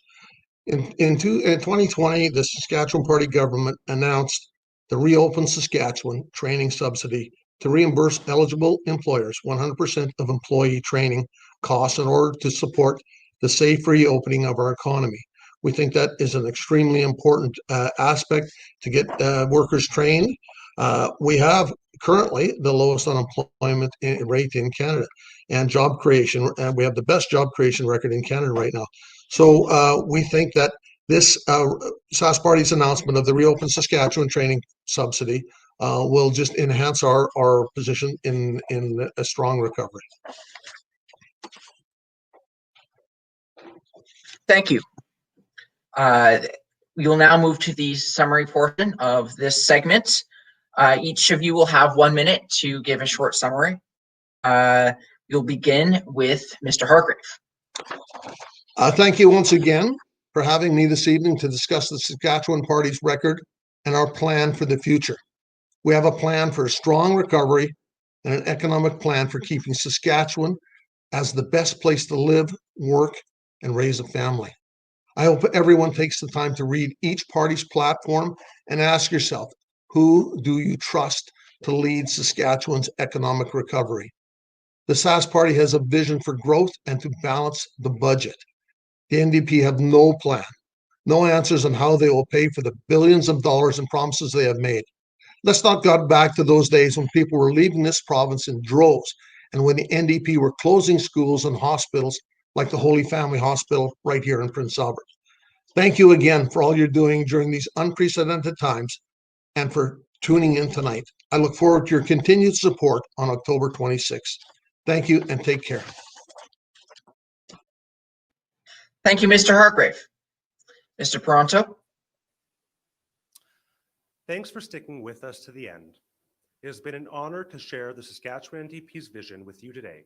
If you have any questions on our platform, please don't hesitate to contact our campaign office. We have made a choice to do what we want to, or we have a choice to do what we want, and we have a choice to make do.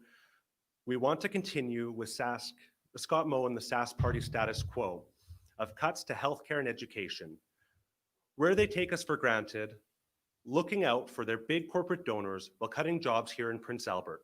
We can choose to invest in our healthcare, our education, and creating quality jobs here in our city. We can tackle our addictions and mental health crises. We can work to make Prince Albert a safer and healthier place to live. Thank you. Thank you to all the candidates of Prince Albert Carleton. We will now have a 90-second break before we begin our next segment with the candidates from the Batoche constituency.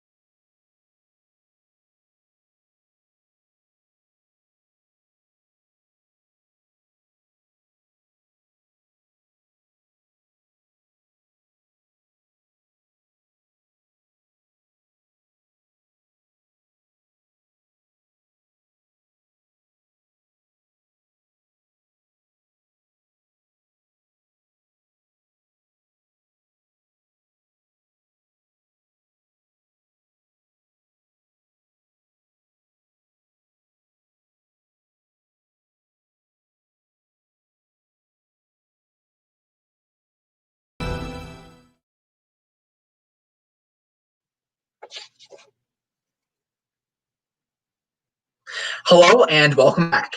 We will now begin our segment for the Batoche constituency. Running are incumbent Delbert Kirsch of the Saskatchewan Party and Lon Borgerson of the New Democratic Party. Hamish Graham of the Green Party and Carrie Harris, Progressive Conservatives, are unable to join us this evening. Each of you will have 2 minutes to introduce yourselves. As you've been canvassing in your constituency, what have voters identified as the most important issues? You have 2 minutes. We'll begin with Mr. Kirsch. Thank you. Good evening, ladies and gentlemen, people of Saskatchewan, and thank you for this opportunity to address you, and thank you to the fellow candidates. I am a cattleman, farmer, auctioneer. My wife and I have raised 3 children, and Saskatchewan has been our home. I am proud of my accomplishments in the constituency of Batoche. We built the St. Louis Bridge. We built Highway 368. We got that river road to Batoche done. We completed the twinning of Highway 11. We did many Habitat for Humanity homes. And one that affects my home area of the constituency is the Humboldt Hospital, which the NDP promised for 5 elections, but we built it. After 20 years of waiting for it, we built this hospital. The issue I hear about most, of course, is COVID.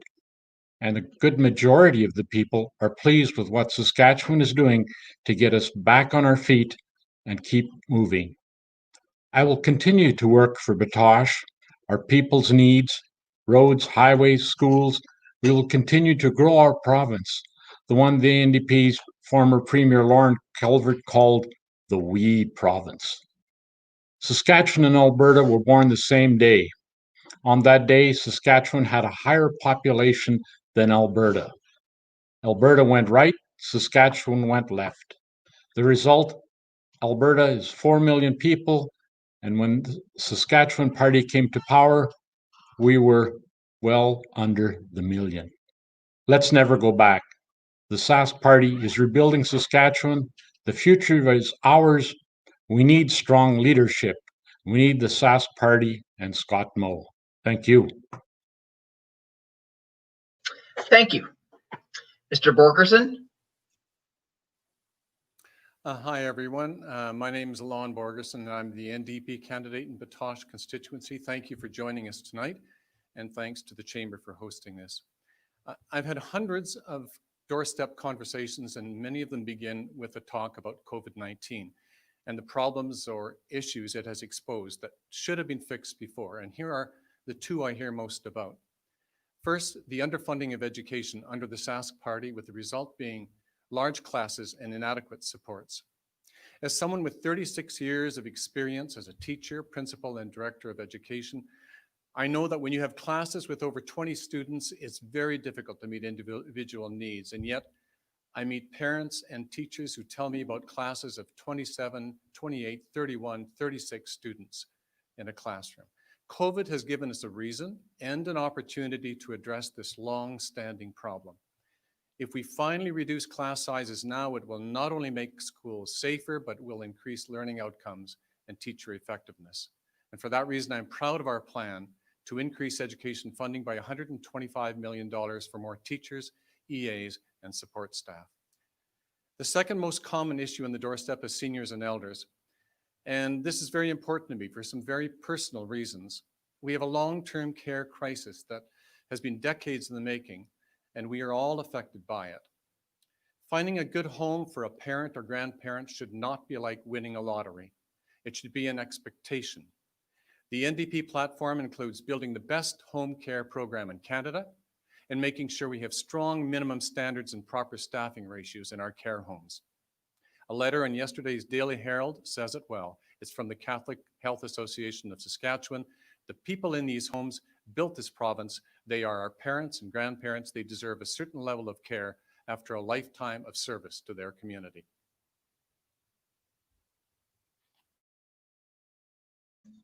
Thank you. We will now move into the question portion of this segment. Question 1. The recent pandemic and events has highlighted the need for stronger internet service in rural communities, both in terms of bandwidth and speed. Constituents within Prince Albert may have better available home internet speeds, but both price and service leaves for improvement. As a party, how will you ensure that all the province as a whole becomes better served with better internet bandwidth, speed, and service? Mr. Bergerson? Yes, thank you. Rural areas have always needed reliable high-speed internet and cell service, and COVID-19 has made them even more essential these past few months. Farms and rural businesses rely on the internet. In healthcare, appointment with specialists by phone or video conferencing is happening a lot now. Public services need them. I just talked to an SGI employee yesterday who was working from home. In education, we now have a lot of classroom instruction delivered online. As one high school student in this area said in a CBC report last April, everything is online right now, and it seems really like no one is thinking about the people and families who don't have access to that. And finally, I know from experience that families now depend on the internet to keep connected. If we are elected, we will make affordable high-speed internet an essential service in rural Saskatchewan. We're calling it Reconnect Saskatchewan. And you know, we've done this kind of thing before. Under Tommy Douglas, we created Sask Power to bring electricity to 66,000 farms in rural Saskatchewan. I can remember my parents talking about what a gift that was. We'll do the same thing with high-speed internet. It's time to bring rural internet services into the 21st century. Thank you. Mr. Kirsch?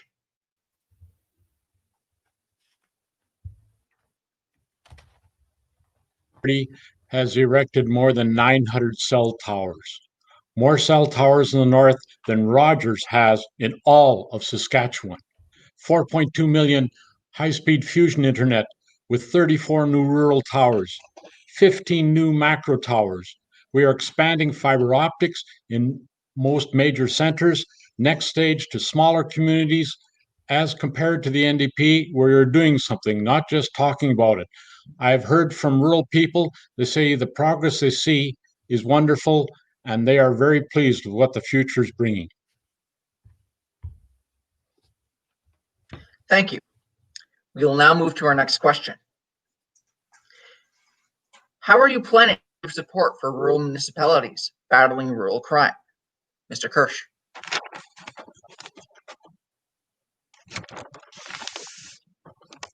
Under the Sask Party government, we have increased police officers by 350. We have activated conservation officers, highway patrol officers. Rural crime has already dropped by 10%. We have already responded to over 3,000 police actions. It's working. We are bringing down crime. I have rural people and they see the progress. They know the Saskatchewan is making progress and they're looking forward to the future. Thank you. Thank you, Mr. Kirsch. Mr. Borgerson?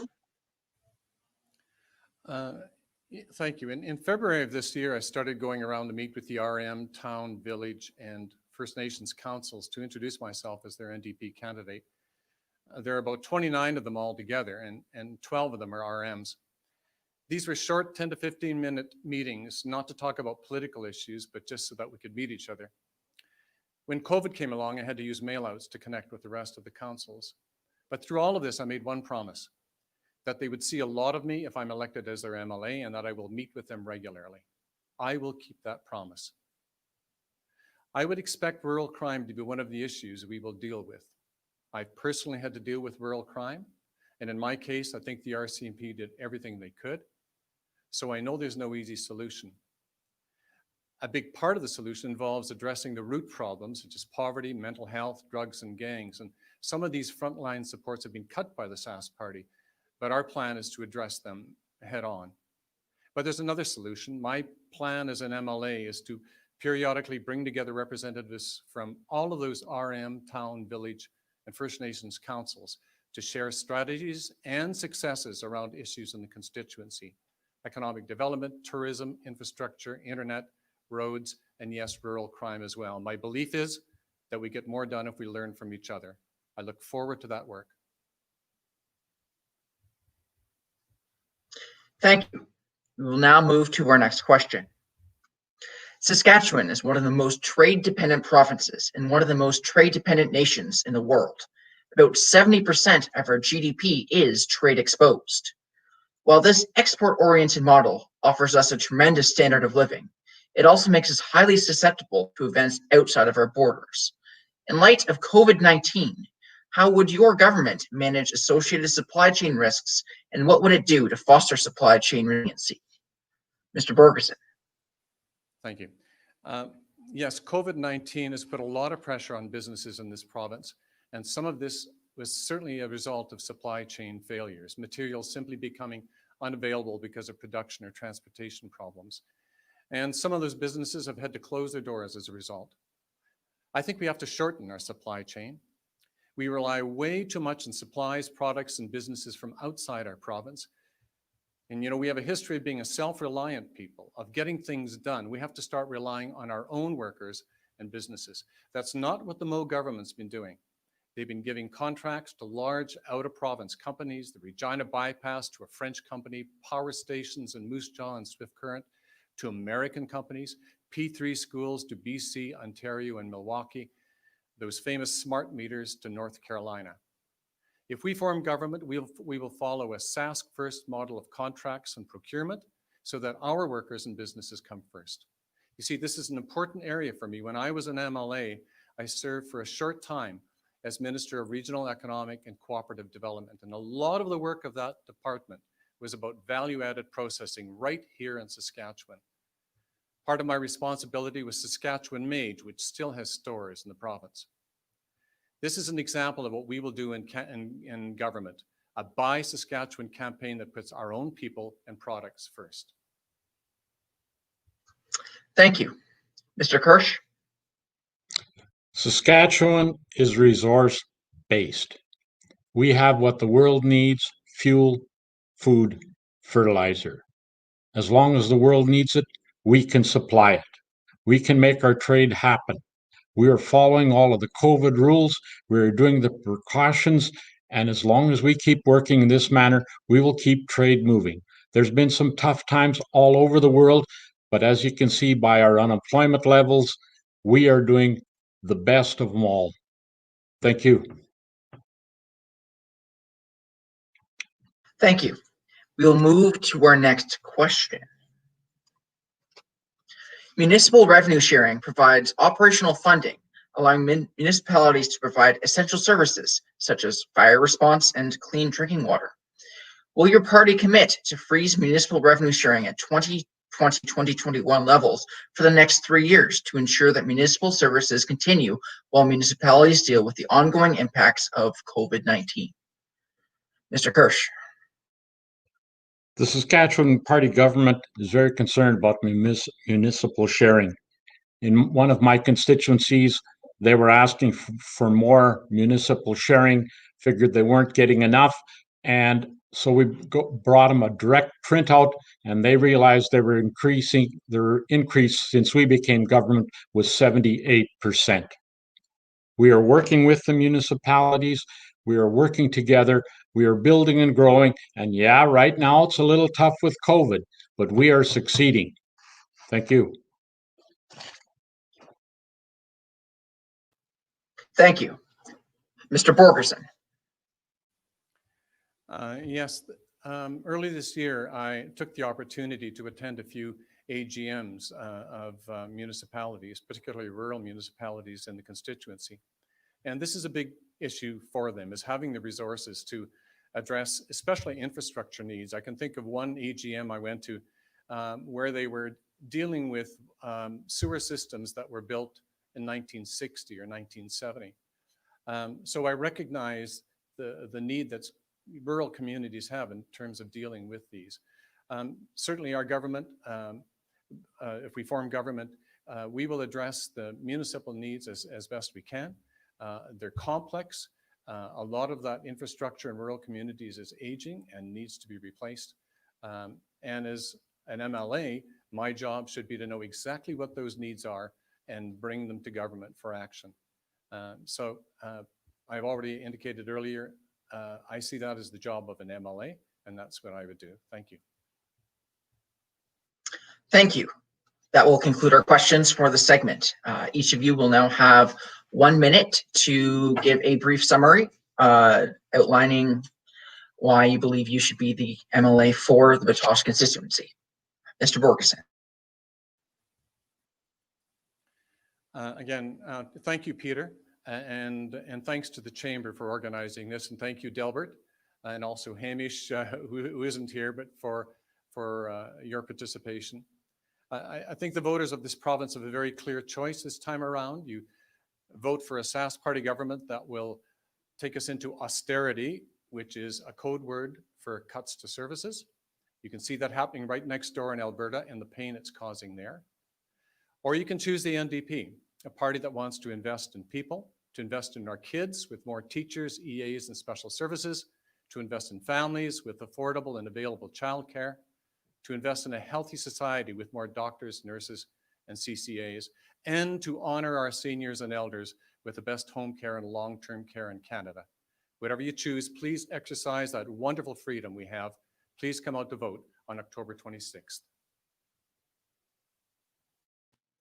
Thank you. Mr. Kirsch.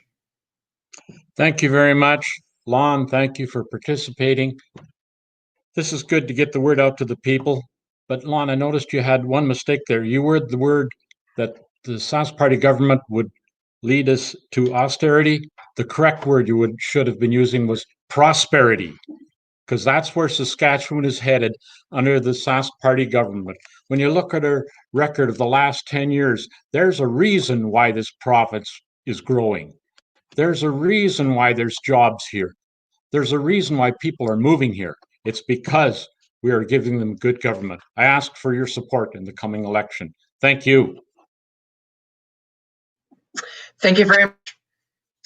That wraps up the Prince Albertan District Chamber of Commerce 2020 Provincial Candidates Forum. Thank you to all of the candidates for participating, and indeed for putting your name forward to serve the citizens of this province. We especially thank all of our viewers who joined us tonight on YouTube, Facebook, and LinkedIn. We hope that tuning in virtually to hear your candidates was a good experience for all, and that you have been provided with the insight you need to make your decision when voting in the October 26th provincial election. Again, thank you and good night.